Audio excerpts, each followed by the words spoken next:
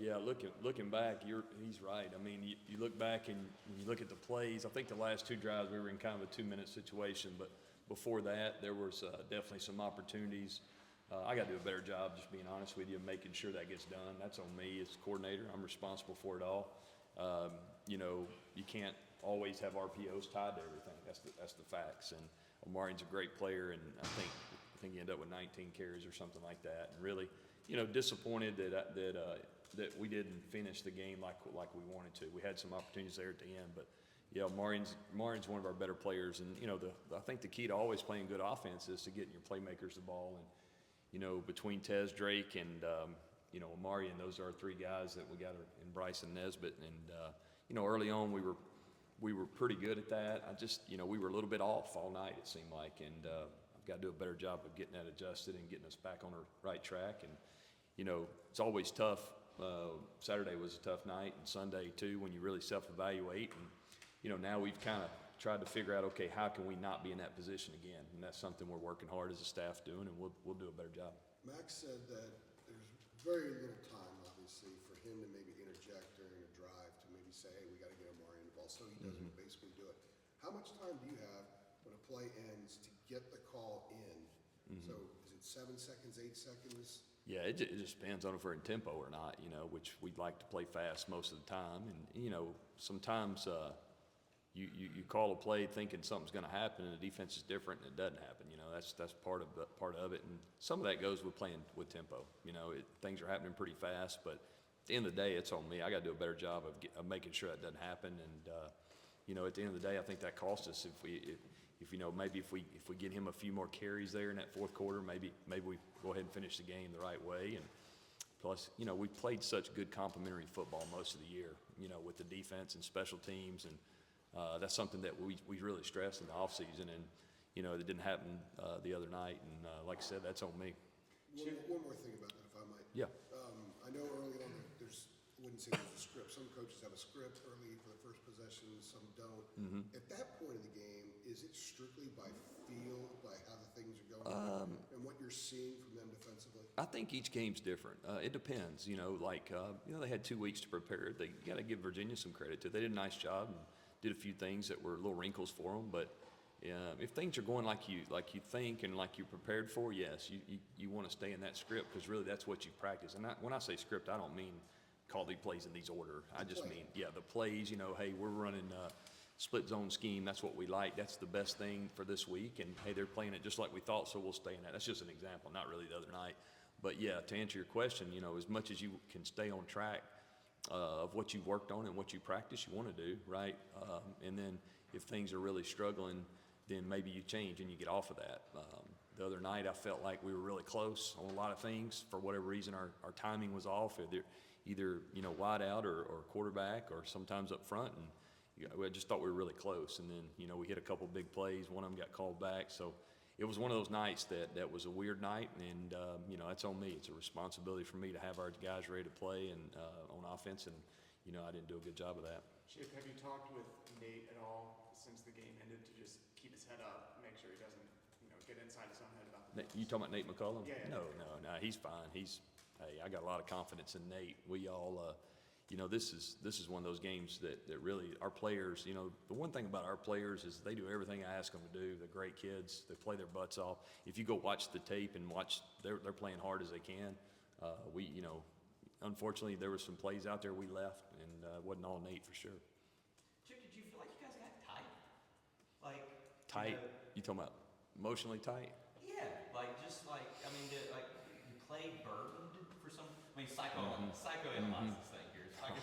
But I wasn't very good in psychology, so I don't feel that way at all. I think we had a really good week of practice. I thought, I thought Coach Brown did a great job of getting our guys, in the right mindset all week. We understood that Virginia they were a talented team, and again, they'd had a week off to get prepared for us, and Coach warned us about that. And I don't think so at all. It was just one of those nights. Sometimes it's hard to explain. We were really, really close in a lot of ways, but when you look back at it, disappointed in myself that I didn't get us going better than I did, and that's something I hope we'll never repeat again. Has there ever been a time, it felt like against Minnesota, you guys ran it, I think it was pretty much the whole fourth quarter. Is there ever been a time in your play calling career, and Mac talked about the difficulty and how everybody loves to do it, where you just had a plan and you just balled it up and said, we're not going with that, we're just going to go with what's been working? How's I can't remember one of those nights. People, for the most part, are who they are because they have that personnel, or they play a certain scheme with slight adjustments here or there. So no, I think we put a lot of time and effort into preparing. We spent a lot of time up here doing that, and we got good coaches on our staff, really good coaches that I enjoy being around. And we all put our heads together, and then we lock arms and we go out there and we say, here's our plan, and we try to adjust on the fly as much as we can. That's kind of what you do in coaching. And so I don't know that we've ever had a plan that we've just thrown out. No. What about from the player's standpoint? I mean, these guys practice all week, and what you want to do, it's more difficult than just doing what I just asked about. Just saying, let's do something completely different. Yeah, that's a good point. You're right. I mean, we have to be who we are. I think we say before the season we want to be this type of team because it fits our personnel.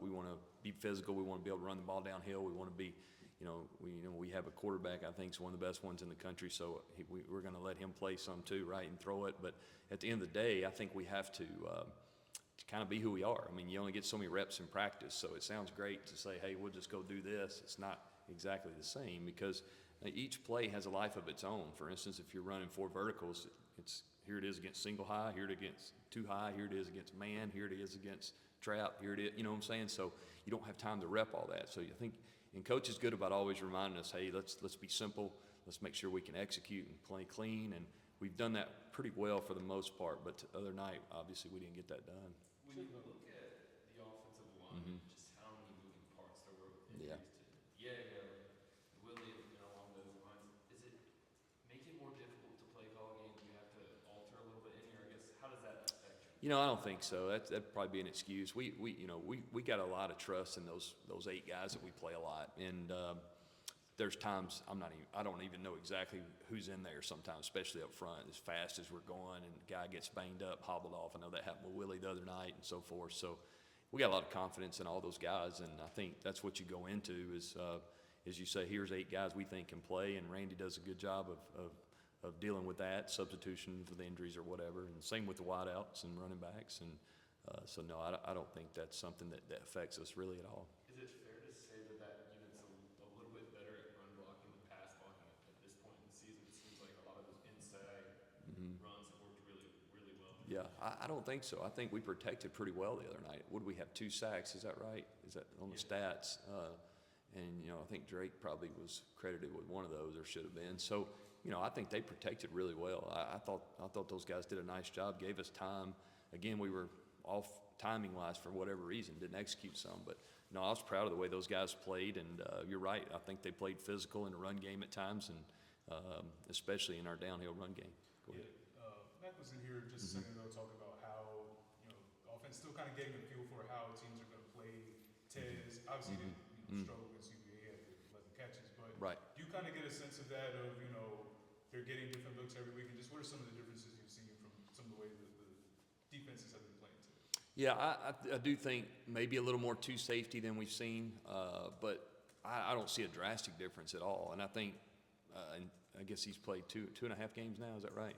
He's caught a bunch of balls, so I don't see a huge difference. But the hope is when you're better on the perimeter, then they have less guys in the box, and at times that happens, and at times, I think you saw the other night they were bringing the safety weak a lot, trying to cloudy and muddy. And when they do that, they're going to twist or do something inside or slant, so trying to muddy up the run game. And I thought Drake did a nice job a few times throwing it out on perimeter when he saw that. But I think Tez is continuing to you can see how talented he is. He's a great kid.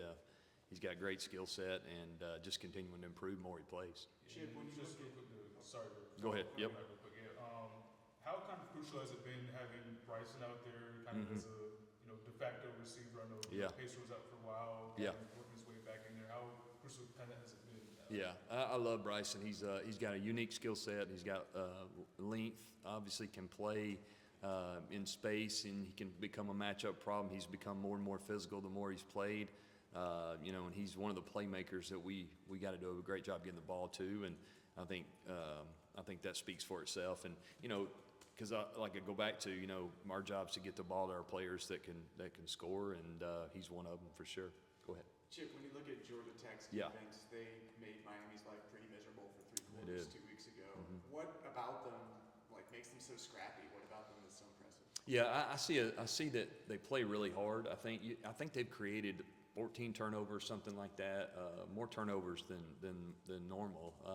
They do a great job of, I think they're physical, especially outside on the perimeter. Their DBs play with their hands well. They're very active. Kevin Sherr is their DC now, and he's a guy I've known for a long time, and he's got those guys playing extremely hard. And, they're challenged because they are athletic and they play physical, and they're going to present some challenges for us. And we need to do a great job of getting back to kind of not who we are, but getting back to playing more efficient. I think the other night when you really go back and look at it, it comes down to third downs and not scoring touchdowns in the red zone. And those are things that we really, really have struggled with Saturday night, and things we've really tried to stress and work on all through spring and fall. And we got to get back to doing that. We got to get back to playing really more efficient in those two areas. Drake has raised such a high bar because of his performance, but he was off a little bit more the other night than we've seen him, especially some of those passes were more off than usual. What was the conversation with him like about that? And is that also just a matter of sometimes guys just aren't at peak performance? It's human nature that happens. I think he is held to a high standard. I think he's earned that because of how well he's played in the this year and in the past as well. So, nobody's harder on himself than Drake. There's some throws we probably could have helped him out on that would have made things maybe a little better. But at the end of the day, he's going to really always hold himself accountable. That's what I love about him. He's just, we get on the headset on the sideline, and he's the first to own up to anything, and he wants to take sometimes the blame maybe when it's not his fault. But I don't think this is about blame. I think this is about us as a unit trying to just play more efficient and play better. I'm in charge of that, so if anybody's going to hold that, it's going to be me. So, we're not a finger-pointing group. We got to play better as a unit. We've moved on today and started getting ready for Georgia Tech and flushed that one, and that's what you do. We got a lot of things to still play for. Everything's in front of us, and I know our guys, I feel like they'll respond really well Saturday. Disappointed how this past Saturday went, and we had a setback and so forth, but at the end of the day, this college football goes fast, and man, you better be ready to move on to the next week. Chip, what has been off about British Brooks? Like, I just, from the untrained eye, it just looks like maybe the injury, he hasn't been the same since the injury. I don't know. It's probably a good question. I think Amarian is kind of come into his own some, maybe. That's part of it. But I think British is back feeling good. I know one thing, he's a veteran presence, and you definitely feel very comfortable with him in the games. I just think, Amarian's kind of come on. I don't think there's anything with British other than, we'd like to get them both more reps, like to get them both more carries, and that's something we'll work on. Just seems like he hadn't gotten loose a lot lately, I guess is what I mean. Yeah, on his carries, yeah. Well, yeah, maybe so. I can't really answer that right off the top of my head, but those two guys are really good players, and I think they complement each other very well too. That room's not as deep as it was a month ago. Some of the decisions some guys have made. When we talked to DJ Jones in August, he said if there was a need, he would move back to running back. Has there been any discussion?